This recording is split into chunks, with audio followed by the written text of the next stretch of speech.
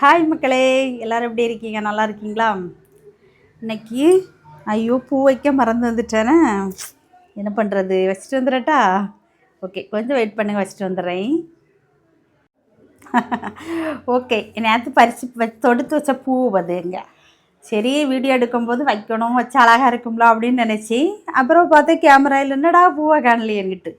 Okay, நேற்று வந்து நாங்கள் எங்கே போகணும் அப்படிங்கிறதான் பேச போகிறேன். நேற்று வியாழக்கிழமை சாய்பாபா கோயிலுக்கு போகணும். போயிட்டு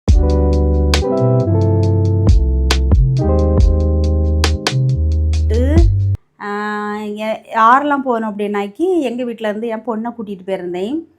அப்புறம் வந்து எங்கள் மீராக்கா, கீதாக்கா எல்லாருமே வந்திருந்தாங்க. அப்புறம் அங்கே கோயிலில் போய் சாமி கும்பிட்டுக்கிட்டு எங்கள் மீராக்கா விட்டு போனோம். வெயிலில் நம்ம எல்லாம் நடக்கும்ல, நடையான்னு அதை எடுக்கலான்னு பார்த்தா நீ ஒரு பரலாங்க அங்கே போய் நிற்கியா?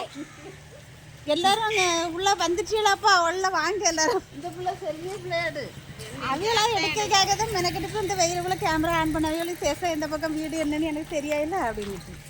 என் மூவ உள்ள நிற்காளா? இல்லை பார்த்தீங்களா, என் கூட நிற்கிறது வந்து எனக்கு இடது சைடு இருக்கிறது மீராக்காளோடைய ஃப்ரெண்டு. அப்புறம் என்ன வலது சைடு இருக்குது மீராக்கா பக்கத்தில் இருக்கிறது அவங்க தங்கச்சி கீதாக்கா. ஏன்னா கரும்பாடு அப்படிங்கிற ஊரில் எங்கள் சித்தப்பா இருக்கிறாங்க. சித்தப்பானாக்கி எங்கள் அப்பாவோட தம்பி. பல வருஷம் ஆச்சு அவரை பார்க்கணுன்ட்டு. ஆனால் அவர் வந்து பெங்களூரில் தான் இருந்தார். ஒரே ஒரு பையன்தான். இப்போ பையனுக்கு கல்யாணம் முடிஞ்சு பெங்களூரில் இருக்கிறாரு பையன், அதாவது எனக்கு தம்பி. சித்தப்பாயும் சித்தியும் இங்கே ஊரில் இருக்கிறாங்க. போகணுன்னுட்டு போகவே முடியலை. இப்போவும் சமீபத்தில் போனேன், ஒரு மாதத்துக்கு முன்னாடி போனேன். கொஞ்சம் ஃபேமிலியில் கொஞ்சம் ப்ராப்ளங்கள்லாம் உண்டு. அதனால் வந்து என்ன ஆச்சுன்னா, வீசின கை வெறுங்கையுமா அது கோயிலுக்கு போனால சரி இப்போ ஒரு 8 போய் பார்த்துட்டு வரலாம் அப்படின்னு சொல்லிக்கிட்டு அப்படி போனது. சும்மா போன மாதிரி போயிட்டேன். சரி, வயசானவையில் பார்க்க போனால் நம்ம எதாவது வாங்கிட்டு போகணும்ல அப்படின்ட்டு நேற்று வந்து போகணும் அப்படின்னு பிளான் பண்ணோன்னே வீட்டில் இருந்து பழங்கள்லாம் வாங்கிட்டு போகணும் அப்படின்னு ஒரு இதாட்டு போனேன். அப்போ நம்ம ஒத்தை போக வேண்டாம், பொண்ணையும் கூப்பிட்டு போவோம் அப்படின்னு சொல்லிட்டு போகணும். பரவாயில்லைங்க, சித்தப்பா நல்லா பேசிக்கிட்டாங்க. எங்கள் சித்தி தான் கொஞ்சம் பேசலை. அவங்க கொஞ்சம் பழைய ஆட்கள், பழைய விஷயங்கள் எல்லாம் அப்படியே மைண்டில் வச்சுக்கிட்டே இருக்கிறாங்க. ஓகே, நம்ம வந்து வயசாக சில விஷயங்களை மன்னிக்கணும், மறக்கணும். எப்போவுமே வந்து நம்ம பண்ணுற தப்பெல்லாம் வந்து தெரிய மாட்டேங்குது. எத்தனை வயசானாலும் தெரிய மாட்டேங்குது. ஆப்போசிட் ஆட்கள் பண்ணுற தப்பு மட்டும்தான் தெரியுது. சிலவங்க வயசானவங்க கொஞ்சம் பக்குவப்படுவாங்க, சிலவங்க அப்படியே தான் இருக்கிறாங்க கடைசி வரைக்கும். ஓகே, அவங்க அப்படியே இருந்துட்டு போட்டோம். நம்ம வந்து பார்க்கணுன்னு ஆசைப்பட்டோம், போகணும், பார்த்தோம், பேசணும், காப்பி போட்டு கொடுத்தாங்க. எல்லாருமே சேர்ந்து தான் போகணும். கொஞ்சம் மகிழ்ச்சியாக இருந்துச்சு. அப்புறம் எங்கள் மீராக்கா வீடை பற்றி கண்டிப்பாக ஒரு விஷயம் உங்கள்கிட்ட சொல்லணும். என்ன அப்படின்னாக்கி, நான் சர்வத்தில் கொண்டு வந்தோடனே குழம்பு கொண்டு வந்துட்டு அவளுக்கு நினச்சி.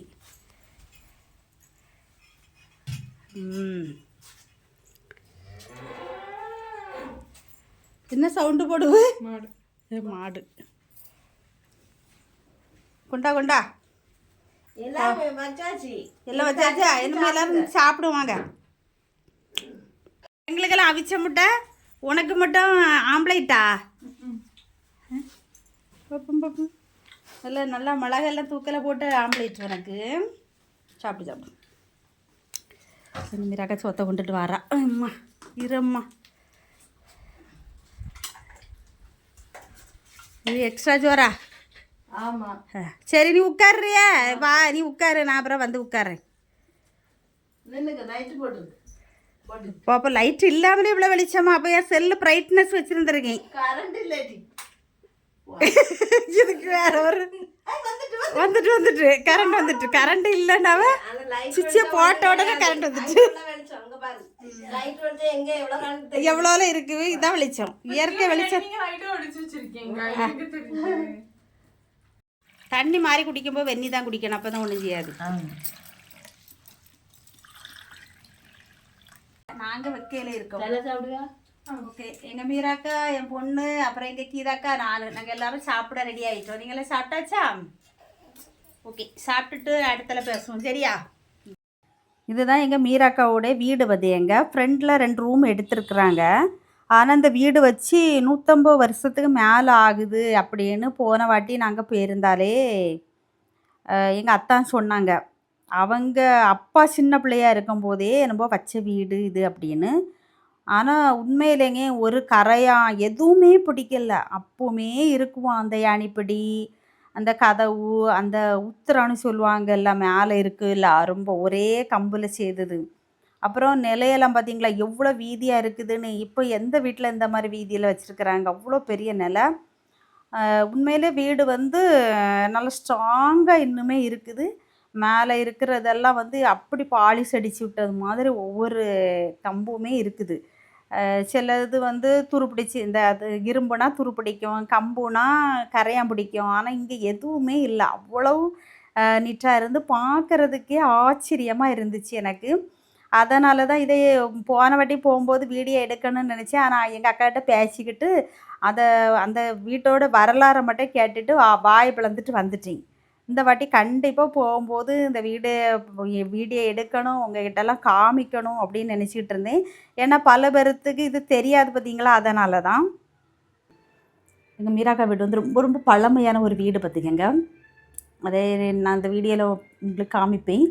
அதில் வந்து ரொம்ப வித்தியாசமாக இருக்கும். பழைய காலத்து வீடு தானே, அது வந்து பார்த்தாலே தெரியும். உத்தரம்லாம் இருக்கும் பார்த்தீங்க, இவ்வளோ வனத்தில் இருக்கும். நம்ம பிடிக்க முடியாது, அவ்வளோ வனத்தில் இருக்கும் அந்த வீட்டில் வந்து உத்தரம். அது அப்படி தான் சொல்லுவாங்க, ஒரே மரத்தில் செய்திருக்கும். அப்புறம் வந்து அந்த நிலைகள்லாம் வந்து நல்ல வீதியாக இருக்கும் பார்த்திங்க. நல்லா இருக்கும் அந்த வீடு. ரொம்ப கீட்டாக இருக்காது. நாங்கள்லாம் சின்ன பிள்ளையில ஓடு வீட்டில் தான் இருந்தோம். அந்த வீடு வந்து மழை நாளிஞ்சே தான் வெயில் நாளிஞ்சே தான் ரொம்ப கீட்டாகவே இருக்காது. ஆனாலும் ரொம்ப வெயில் அடிக்கிற நேரத்தில் எல்லோரும் வெளியில் பாய் விரித்து எல்லோரும் வீட்டில் உள்ளவங்களும் வெளியே படுத்திருப்பாங்க, நம்மளும் படுத்திருப்போம். இப்போமெல்லாம் அப்படி இல்லை. ஒரு வீட்டுக்கு 2 பக்கம் பூட்டு, கேட்டுக்கு ஒரு பெரிய பூட்டு, இந்த மாதிரியெல்லாம் போட்டுட்டு தான் இப்போது எல்லாருமே ஆம்பளை பொம்பளை எல்லாருமே இருக்க வேண்டியிருக்கு. இன்னமும் அப்படியெல்லாம் கிடையாது. அவிய வீட்டில் 4 பேர் அதில் பாயை விரித்து படுத்திருப்பா, ஒரு துணியை விரித்து படுத்திருப்பாவா, நம்ம வீட்டில் படுத்திருப்போம். ஒரு இது இல்லை. அந்த நேரங்களில் வந்து பாதுகாப்பு, பயம், அந்த இதுன்னே கிடையாது. நம்ம சித்தப்பா பெரியப்பா நான் இருக்கிறாங்க, படுத்துருக்குறாங்க, அண்ணன் படுத்துருக்கான், அக்கா படுத்துருக்காவா அப்படின்ற மாதிரி இருக்கும். இப்போலாம் அப்படியெல்லாம் இல்லை. சரி, நம்ம எங்கேயோ போய்கிட்டு இருக்கோம் பார்த்தீங்களா. இப்படி தான் பேச ஆரம்பித்தாக்கி இப்படி தான் வளவளா சலப்பான்னு தான் பேசிகிட்டு இருப்பேன். அப்புறம் எங்கள் மீராக்கா வீட்டில் வந்து மாடு கிடக்கு. ஒரு மாடு, இது காளை மாடா பசு மாடான்னு நான் பார்க்கல செம்மியாக ஒரு மாடு கிடக்கு, வைக்கல் இருக்குது. அப்புறம் கோழி வளர்க்குறாங்க. எங்கள் மீராக்கா வீடு வந்து எப்படி இருக்குன்னாக்கி ஏதோ நாங்கள் டவுனில் இருக்கிற மாதிரி, அவங்க வந்து கிராமத்தில் இருக்கிற மாதிரி இருக்குது. இது எங்கள் மீராக்கா வீட்டில் வளர்க்கக்கூடிய மாடு. அப்புறம் வைக்கல், மாட்டுக்கு வைக்கல் மூடி போட்டிருக்கா, டார்ப்பை போட்டு. எங்கள் கீதாக்கா என்ன பண்ணியா பதிலா நல்ல பழத்தெல்லாம் நாங்கள் பறித்து தின்னாச்சு. எங்கள் கீதாக்கா மீராக்கட்டில் உள்ள கோழி கொக்கரக்கூ.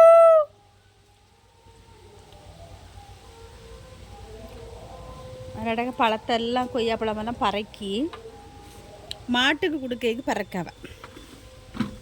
சுண்டவத்தில் கிடக்கு 5-6 பறிக்கா கூடு கறி வைக்க.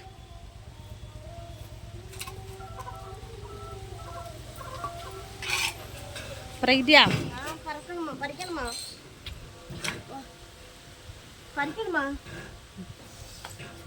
அண்ணா ஒன்று கிடக்கு பேர் என்ன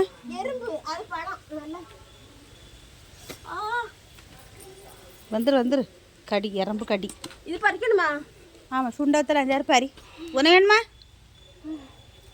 எனக்கு வேணும். ஒரு நாள் கறி வைக்க.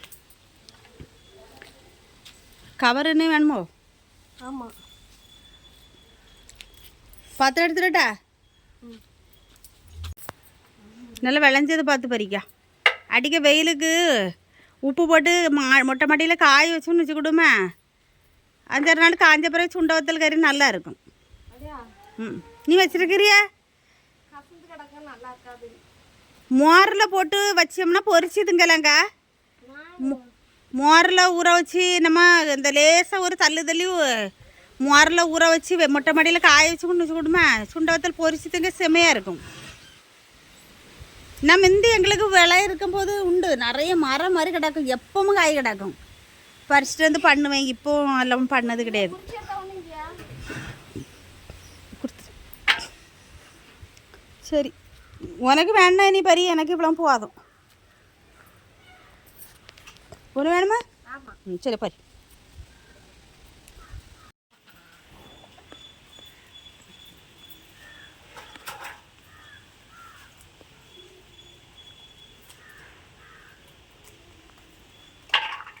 அங்கே எறும்புக்குள்ளே போயிடாத. நான் இது இப்போ கட்டி வாங்கிட்டு வந்து நிற்க வா.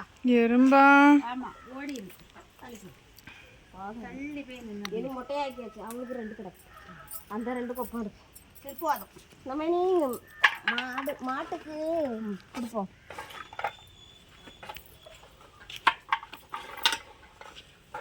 உண்மைதான். அது வந்து அவங்க வீட்டை சுற்றி நிறைய இடம் இருக்குது. அதனால அவங்க வந்து கிராமத்தில் இருக்கிற மாதிரி இருக்குது. எங்கள் வீட்டை சுற்றி இடமே இல்லாத வீடு தான் இருக்குது. அதனால ஏதோ நாங்கள் டவுனில் இருக்கிற மாதிரி இருந்துச்சு. அந்த இடத்துக்கு போனோன்னா வரைக்கே மனம் இல்லை. அதனால் 2 பஸ் ஏறி நம்ம வீட்டுக்கு வந்துடணுமா. வீடு வந்து சேரும்போது 6 மணி ஆயிடுச்சு. அப்புறம் வந்து நேற்று கோயிலுக்கு போகணும் பதியெல்லாம். அப்போது நிறைய விஷயம் நடந்தது. அதில் வந்து ஒரு முக்கியமான விஷயம் நான் கண்டிப்பாக உங்கள்கிட்ட சொல்லி ஆகணும். அது என்ன அப்படின்னாக்கி வந்து நாகர்கோவிலில் இருந்து கன்னியாகுமரி பஸ், சரியா? அப்போ அதில் வந்து நாங்கள் ஏறி இருக்கோம். எனக்கு தேடியில் தானே அந்த கோயில் இருக்குது. அதனால் இந்த பஸ்ஸில் ஏறி இருக்குது. அப்போது பஸ் ஸ்டாண்டில் இருந்து ஏறினவங்க கோட்டாரில் ஒரு 3 பெரிய லேடி பெண்கள் 3 பேர் இறங்குறதுக்கு நிற்கிறாங்க. அப்போ டிரைவர் சொல்கிறாரு, டிக்கெட் வாங்கலைன்னா இறக்க மாட்டேன் அப்படின்னு. அப்போ கண்டக்டர் வந்து பின்னாடி நிற்கிறாரு, ஃப்ரீயாக நிற்கிறாரு. அவர் ஆட்கள் அந்த அளவுக்கெல்லாம் ஒன்றும் இல்லை பார்த்துக்கங்க. கண்டக்டர் வந்து டிக்கெட் கொடுக்கலாமல, கொடுக்கல. அந்த வயசானவங்க பின்னாடி போய் டிக்கெட்டை வாங்கிட்டு அப்புறம் பின்வாசல்லையே இறங்குனாங்க. அது ரொம்பவே மனசு கஷ்டமாக இருந்துச்சு. இப்போது நிறைய கண்டக்டர் நம்ம வந்து இதுக்கெல்லாம் ஆதாரம் இருக்கான்னா கண்டிப்பாக என்னாலலாம் ப்ரூவ் பண்ண முடியும். என்ன வீடியோ எடுக்கலைன்னா என்ன, இன்னொரு நாள் பஸ்ஸில் ஏறி இறங்குனா தெரிஞ்சிட போய் உங்களுடைய லட்சணம். அப்போ வந்து அது வந்து ரொம்ப வருத்தத்துக்குரிய ஒரு விஷயம் பார்த்துங்க. இப்போ உள்ள முன்னமெல்லாம் அந்த ப்ரீ பஸ் ஓடைக்கு முந்தி வந்து கண்டக்டர் மாறுவெல்லாம் காசுக்கு டிக்கெட்டுங்கும்போது டக்கு டக்குன்னு வந்து எல்லாத்துட்டையும் டிக்கெட்டு கொடுத்துட்டு காசு வாங்கினாங்க. இப்போமெல்லாம் வந்து என்ன பண்ணுறாங்க தெரியுமா, மொத்தமாக டிக்கெட்டை கிழிச்சு கொடுத்துருது. கூட்டம் இருந்தாலும் சரி தான், இல்லாட்டாலும் சரி தான். அதே மாதிரி ரிட்டன் நான் வரும்போது இதே சம்பவம் நடந்துச்சு. எப்படின்னாக்கி நாங்கள் வந்த பஸ்ஸில் வந்து நல்ல கூட்டம் தான். அதை நான் இல்லைன்னு சொல்ல மாட்டேன், நல்ல கூட்டம் தான். சாயங்காலம் ஸ்கூல் பிள்ளைகள், காலேஜ் பிள்ளைகள் எல்லாமே இருந்துச்சு, நல்ல கூட்டம். கண்டக்டர் அங்கே இருந்து டிக்கெட் கொடுத்தாரு. சரி, ஒரு 10-20 டிக்கெட்டுக்கு மேலே இருக்கும். நான் ஃப்ரெண்டில் நின்னால கை பாஸ் ஆகி இங்கே வந்துட்டு. அப்போ நான் வந்து இறங்கும்போது என் கையில் 12 டிக்கெட் இருக்குது. அப்போ நான் கண்டக்டரை பார்த்து கூப்பிட்டு கேட்குறேன். அவர் ஒன்றும் இல்லை அப்படின்னு கை கட்டார். அப்போ கோவம் வந்துட்டு எனக்கு. இப்போ கரெக்டான பயணிகளுக்கு டிக்கெட் கொடுக்கணும். இப்போ உங்களுக்கு வர முடியலை அப்படிங்கும்போது நீங்கள் ஒரு 6 டிக்கெட் 5 டிக்கெட் கிழிச்சு கொடுக்கல தப்பு கிடையாது. இப்படி மொத்தமாக கிழிச்சு எத்தனை பேர் வந்தாலும் இதுதான் கொடுத்துருக்கங்கன்னு அப்படி கொடுத்துட்டு அங்கேயே அசையாமல் இருக்கிறது, ஃபோன் பார்க்குறது, பக்கத்தில் இருக்கவங்ககிட்ட இருந்து கதை பேசிகிட்டு இருக்கிறது. இதுக்கு அவங்க என்னத்துக்கு இந்த வேலை பார்க்கணும்? உண்மைக்கு நிறைய பெரும்பாலான கண்டக்டர்மாரும் இதான் பண்ணுறாங்க. சரி, அரசு கவனிச்சுனா சரி, இல்லைன்னா என்ன நீ போட்டோம், எங்கெல்லாமோ என்னெல்லாமோ நடக்குமா. ஆனால் என்ன அவங்க வேலையை அவங்க செய்கிறாங்களான்னா கண்டிப்பாக ஒழுங்காக செய்யலை. ஆனால் எல்லாரையும் நம்ம சொல்ல முடியாது. நிறைய பேர் கரெக்டாக ஒரு ஆளுக்கு கணக்கு பண்ணி ஒரு டிக்கெட் கிழிச்சு கொடுக்கக்கூடிய கண்டக்டர் மாதிரிலாம் இருக்க தான் செய்கிறாங்க. நம்ம அதனால் ஒட்டு மொத்தமாக எல்லாரையும் குறை சொல்லக்கூடாதுல்ல. எந்த நிலைமையிலையும் கரெக்டாக இருக்கிறவங்க இருக்கிறாங்க, சோம்பேறித்தனத்தில் இருக்கிறவங்க இருக்கிறாங்க. சரி, அது ஒன்றும் கசப்பான விஷயம். அப்புறம் வந்து எங்கள் சித்தி வந்து ஃபோட்டோ எடுக்க விடலை. அவங்களுக்கு வந்து அந்த ஃபோட்டோ நான் எங்கள் சித்தப்பா கூடால நான், என் பொண்ணு, எங்கள் அக்கா எல்லாருமா நாங்கள் இருக்கிற மாதிரியெல்லாம் ஃபோட்டோ எடுத்துக்கிட்டோம்.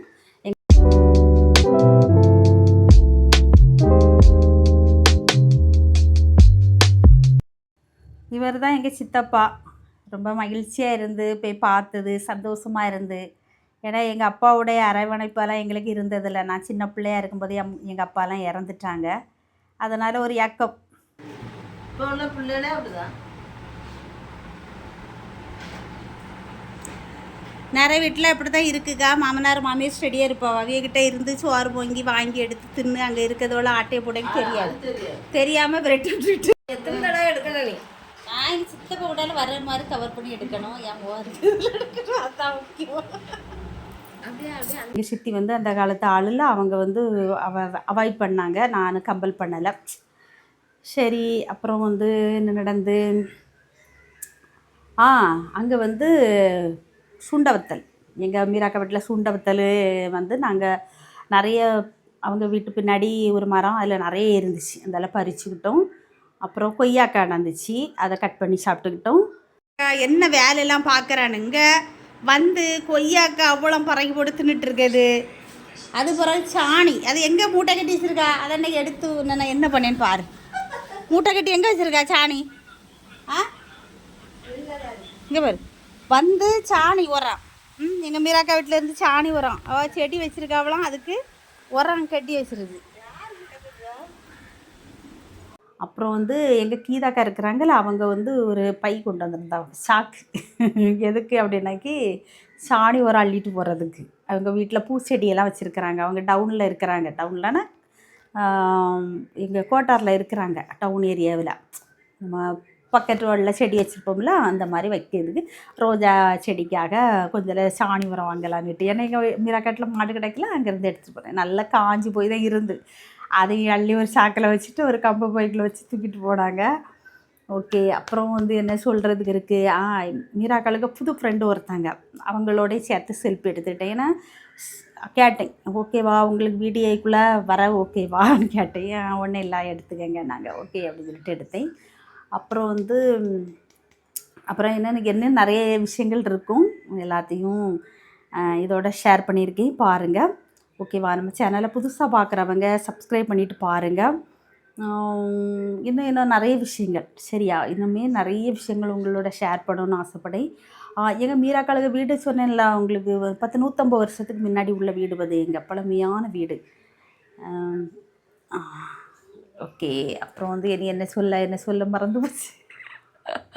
நான் வந்து நிறைய நாள் இப்படி தான் நிறைய விஷயங்கள் உங்களோட ஷேர் பண்ணணுன்னு நினைப்பேன். அப்புறம் மறந்துடும், 5-6 நாள் கேப் விழுந்துட்டுன்னு வச்சுக்கிட்டோமே, மறந்துடும். இன்றைக்கி இது நேற்று தான் போயிட்டு வந்தேன், அதெல்லாம் நான் சுட சுட உங்கள்கிட்ட ஷேர் பண்ணிடுவோம் அப்படின்னு சொல்லிட்டு தான் வந்தேன். சரியா? நம்ம வீடியோவை ஃபுல்லாக பாருங்கள். அப்புறம் முக்கியமாக வீடியோ பார்ப்பீங்க பார்த்தீங்களா, லைக் போட்டுட்டு ஹைப் பட்டன் ஒன்று இருக்குது சைடில், அதை வந்து நீங்கள் கிளிக் பண்ணி வச்சுக்கிடுவோமே, பாயிண்ட்டு கூட 4 பேர்த்துக்கு இந்த வீடியோ வந்து அவங்க ஃபோனுக்கு போகும் அப்படின்னு யூடியூப்புக்காரங்க ஒரு ஆப்ஷன் வச்சுருக்குறாங்க. அதனால் நீங்கள் நம்ம சேனல், நம்ம போட வீடியோக்கள், அது வந்து ஷார்ட்ஸ் வீடியோவில் அந்த ஆப்ஷன் இல்லை, பெரிய வீடியோக்கு தான் இருக்குது. லைக் பண்ணிவிட்டு அந்த ஹைப் பட்டனை அழுத்தி விட்டுருங்க. ஓகேவா? நீங்கள் செய்யக்கூடிய சின்ன உதவி எனக்கு, கூட 4 பேர் பார்க்கும்போதும் நம்ம வீடியோ கொஞ்சம் ஸ்பீடாகணும்ல, அதுக்காக. சரியா? ஓகே. அப்புறம் வந்து இன்னும் நெக்ஸ்ட் வீடியோவில் பார்க்கலாம். இந்த வீடியோவை ஃபுல்லாக பாருங்கள், என்ன பண்ணாமல் கட் பண்ணாமல் பாருங்கள். சரியா? அப்புறம் வந்து உங்களுடைய முக்கியமான ஒரு விஷயம், உங்களுடைய கருத்துக்கள், அதாவது சொந்த பந்தம் அப்படின்னா விட்டு கொடுத்து போகணும். அப்படி இல்லாமல் நம்ம வந்து ஒரு ஏடியா அப்படி டங்குன்னு பிடிச்சிக்கிட்டு இருந்தோம்னா ஒரு நாளும் இல்லாமல் தான் போவோம். நான் நிறைய உறவுகளெல்லாம் நாங்கள் இழந்திருக்கோம், விட்டு கொடுக்காமனா எப்போவுமே நம்மளே விட்டு கொடுக்கணும்னு எதிர்பார்க்குறாங்க, அதுதான், வேறு ஒன்றும் இல்லை. சரி, அப்போ வந்து ஒரு நேரத்தில் ஏன் விட்டு கொடுக்கணும் அப்படின்னு தோணினாலும், இன்னொரு நேரத்தில் சரி விட்டு கொடுத்துருந்தா ஒரு வேளை நம்ம சேர்ந்து எடுத்து இருந்திருக்கலாம்ல, நிறைய விஷயங்களில் நிறைய ஃபங்க்ஷனில் நம்ம ஒன்றா இருந்திருக்கலாம், அந்த மாதிரியெல்லாம் சில நேரங்களில் நினைக்க தோணுது. அது வந்து எல்லாரும் விட்டு கொடுப்பாங்களா அப்படின்னா அதெல்லாம் கிடையாது. நானும் விட்டு கொடுப்பேன் அப்படின்னா அது வந்து அவங்க செய்ததை பொறுத்து தான் இருக்குது, அப்படி தானே? எல்லா விஷயமும் நம்ம அப்படியே விட்டு கொடுக்கணும். சொரணன்னு சொல்லுவாங்கள்ல நம்ம ஊர் சைடில், சொரணகிட்டு அப்படியெல்லாம் இருக்க முடியாது. தன்மானம் ரொம்ப முக்கியம். விட்டு கொடுக்குறதுங்கிறது வேறு, தன்மானங்கிறது வேறு. தன்மானத்தை எப்போவுமே எங்கேயுமே வந்து நம்ம இழக்கக்கூடாது. அது வந்து இப்பேற்பட்ட உறவாக இருந்தாலும் சரி தான், ஒரு மனுஷனுக்கு சுயமரியாதை, தன்மானம் ரொம்ப ரொம்ப முக்கியம். நான் சொல்லி சரிதானே? ஓகே. உங்களுடைய கமெண்ட்டுகளை வரவேற்கிறேன். லைக் பண்ணுங்கள். புதுசாக நம்ம சேனலை பார்க்குறவங்க சப்ஸ்கிரைப் பண்ணி பாருங்கள். ஓகேவா? பாய்.